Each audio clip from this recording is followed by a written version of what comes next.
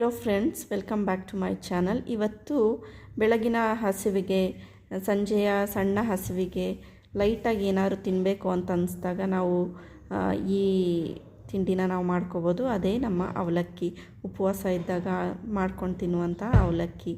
ತುಂಬ easy recipe, ಬೇಗ ಆಗುತ್ತೆ, ರುಚಿಯಾಗೂ ಇರುತ್ತೆ, ಆರೋಗ್ಯಕರವಾಗೂ ಇರುತ್ತೆ. ಬನ್ನಿ ಹೇಗೆ ಮಾಡೋಣ ಅಂತ ನೋಡೋಣ. ನಾನಿಲ್ಲಿ ಒಂದು ಬಾಣಲಿಗೆ ಒಂದು 2ರಿಂದ 3 ಸ್ಪೂನ್ ಆಗುವಷ್ಟು ಎಣ್ಣೆ ಹಾಕ್ಕೊಳ್ತಾ ಇದ್ದೀನಿ. ಎಣ್ಣೆ ಹಾಕ್ಕೊಂಡು ಅದು ಕಾಯ್ದ ಮೇಲೆ ಅದಕ್ಕೆ ನಾನು ಒಂದು ಹಿಡಿ ಆಗೋಷ್ಟು ಕಡಲೆ ಬೀಜ ಹಾಕ್ಕೊಳ್ತಾ ಇದ್ದೀನಿ. ಕಡಲೆ ಬೀಜ ನೀವು ಎಷ್ಟು ಹಾಕಿದ್ರೂ ಇದಕ್ಕೆ ರುಚಿ ಕೊಡುತ್ತೆ. ನಾನು ಇದನ್ನು ಕಡಲೆ ಬೀಜನ ಹಾಕ್ಕೊಂಡು ಕರೆದು ಸೈಡಲ್ಲಿ ಇಟ್ಕೊಳ್ತೀನಿ. ನೋಡಿ, ಅದು ಹೊಂಬಣ್ಣ ಬರೋ ತನಕ ಚೆನ್ನಾಗಿ ನಾವು ಫ್ರೈ ಮಾಡ್ಕೋಬೇಕು. ಈಗ ಅದು ಫ್ರೈ ಆಗಿದೆ. ನಾನು ಇದನ್ನೆಲ್ಲ ಒಂದು ಪ್ಲೇಟ್ಗೆ ಎತ್ತಿಟ್ಕೊಳ್ತಾ ಇದ್ದೀನಿ. ತುಂಬ ಹೆಲ್ತಿ ರೆಸಿಪಿ, ಖಂಡಿತ ಟ್ರೈ ಮಾಡಿ. ಅದೇ ಎಣ್ಣೆಗೆ ನಾನು ಒಂದು ದೊಡ್ಡ ಸ್ಪೂನ್ ಆಗುವಷ್ಟು ಕಡಲೆಬೇಳೆನ ಹಾಕ್ಕೊಳ್ತಾ ಇದ್ದೀನಿ. ಕಡಲೆಬೇಳೆ ಸ್ವಲ್ಪ ಫ್ರೈ ಆಗ್ತಿದೆ ಅಂದ ತಕ್ಷಣ 1 ಸ್ಪೂನ್ ಆಗುವಷ್ಟು ಉದ್ದಿನಬೇಳೆನ ಹಾಕ್ಕೊಳ್ತಾ ಇದ್ದೀನಿ ಒಗ್ಗರಣೆಗೆ. ಸೊ 2 ಫ್ರೈ ಆಗ್ತಾ ಇದೆ. ಅದಕ್ಕೆ ಈಗ ಸಾಸಿವೆ, ಒಂದು ಸಣ್ಣ ಚಮಚ ಸಾಸಿವೆನ ಹಾಕ್ಕೊಳ್ತಾ ಇದ್ದೀನಿ.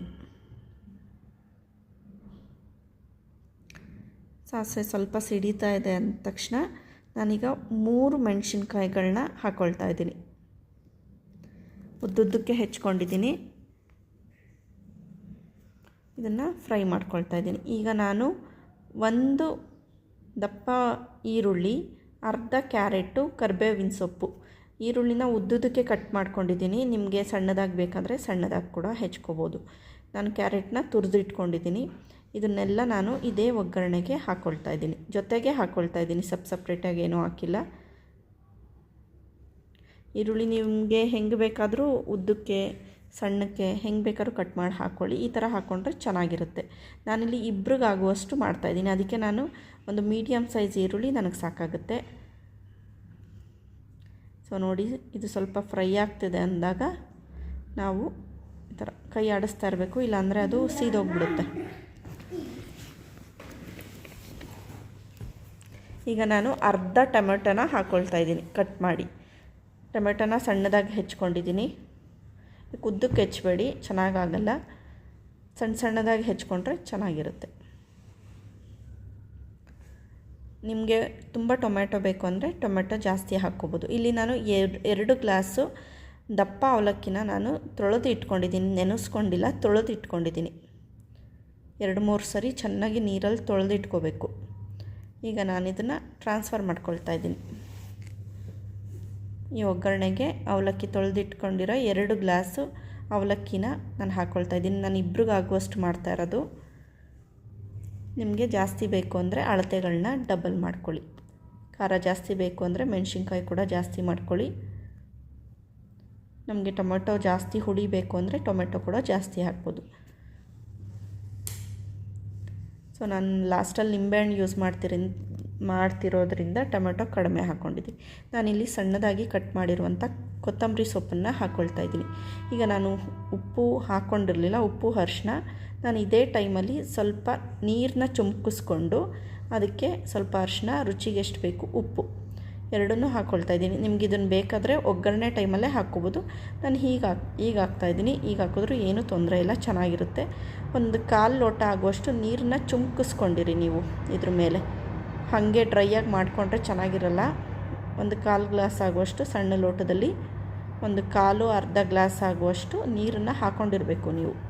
ಇಲ್ಲಾಂದರೆ ತುಂಬ ಡ್ರೈ ಆಗಿಬಿಡುತ್ತೆ, ಒಣಗೋದ ಥರ ಆಗಿಬಿಡುತ್ತೆ. ಅದು ನೀರಲ್ಲಿ ಅರಳಬೇಕು. ಅವಲಕ್ಕಿ ಅರಳಿದಾಗಲೇ ನಿಮಗೆ ಸಾಫ್ಟಾಗಿ ಚೆನ್ನಾಗಿರುತ್ತೆ, ಇಲ್ಲಾಂದರೆ ರಬ್ಬರ್ ಥರ ಆಗಿಬಿಡುತ್ತೆ.